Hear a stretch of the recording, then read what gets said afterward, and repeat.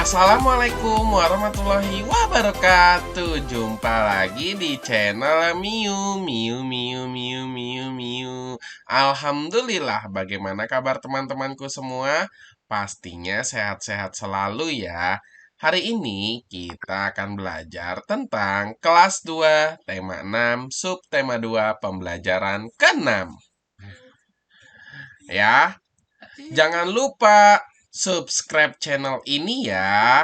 Terima kasih. Sebelum kita mulai belajar, ada baiknya kita berdoa terlebih dahulu. Berdoa menurut agama dan kepercayaannya masing-masing. Dimulai. Selesai. Oke, kita mulai belajarnya. Pelajaran ke-6.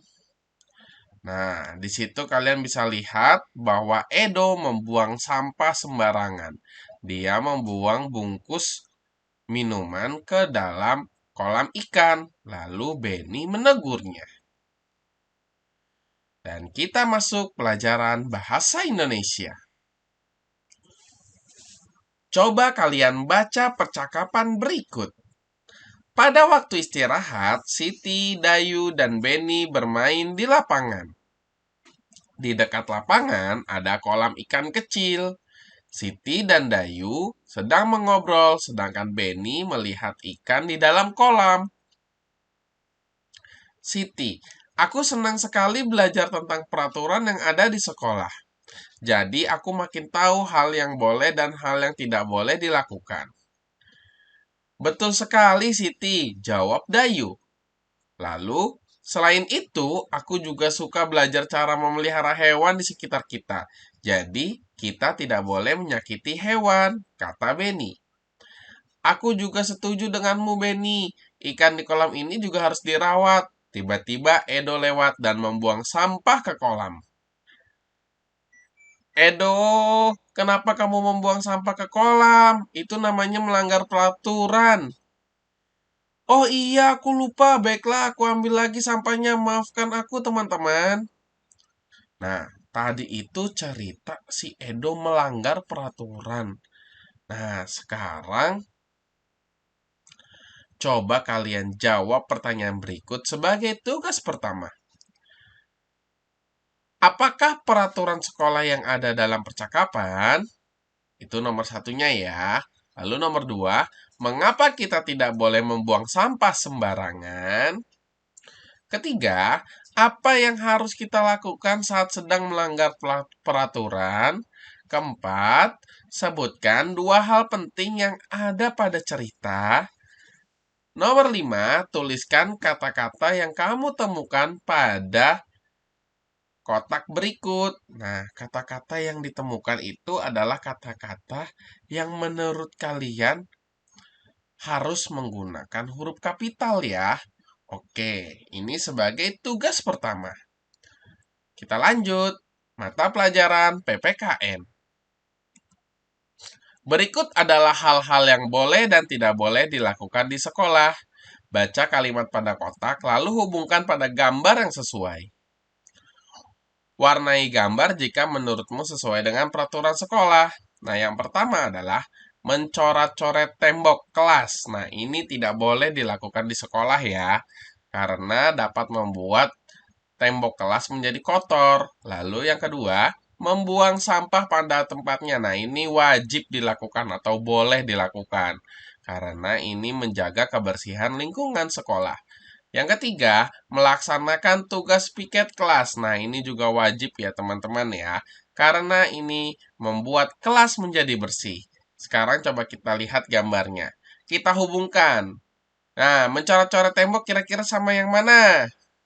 Iya, betul. Tepat sekali. Lalu, membuang sampah pada tempatnya? Betul lagi. Kalian cerdas. Lalu melaksanakan tugas piket kelas? Oh iya, betul, hebat kalian. Oke, kita lanjut lagi ya. Bacalah teks berikut, perhatikan huruf kapital dan tanda baca yang digunakan pada kalimat. Tuliskan kembali teks berikut dengan memperhatikan huruf kapital dan tanda baca. Gunakan huruf tegak bersambung. Nah, Siti memelihara burung. Kalau dilihat, S-nya Siti harus huruf kapital ya. Lalu diakhiri dengan tanda titik. Siti rajin merawat burung peliharaannya. Seperti tadi sama ya, S-nya Siti harus huruf kapital. Lalu diakhiri dengan tanda titik setelah peliharaannya.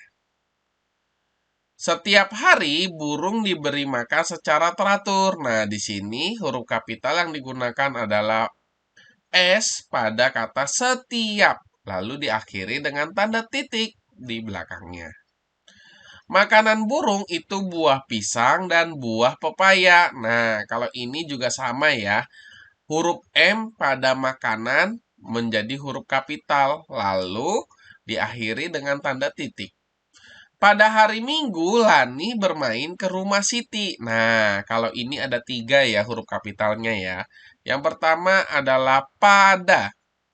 P-nya besar. Lalu yang kedua adalah Lani. L-nya besar. Dan yang ketiga adalah Siti. S-nya besar atau S-nya kapital. Diakhiri dengan tanda titik. Lani suka dengan burung peliharaan Siti karena suaranya indah. Nah, di sini juga Lani L-nya besar atau L-nya kapital, lalu Siti S-nya kapital. Dia akhiri dengan tanda titik setelah kata indah. Nah, kalian tulis ya, ini sebagai tugas kedua kalian. Oke, kita lanjut. Matematika. Siti pergi ke pasar bersama ibu. Siti membeli 1 kilogram pepaya. Penjual pepaya menimbang dengan timbangan seperti gambar di bawah ini. Nah, ini timbangannya bagus sekali ya. Beratnya pepaya 1 kilo. Setelah membeli pepaya, Ibu Siti membeli 200 gram biji jagung. Penjual biji jagung menimbang dengan timbangan seperti gambar di bawah ini. Nah, ini timbangan berat nih biasanya buat bikin kue nih, teman-teman. Ya. Oke, kita lanjut. Manakah yang lebih berat? 1 kilogram pepaya ataukah 200 gram biji jagung? Timbangan manakah yang dapat mengukur benda yang lebih berat? Lalu, dapatkah kamu menyebutkan perbedaan dua timbangan itu? Perhatikan tulisan di dalam kotak.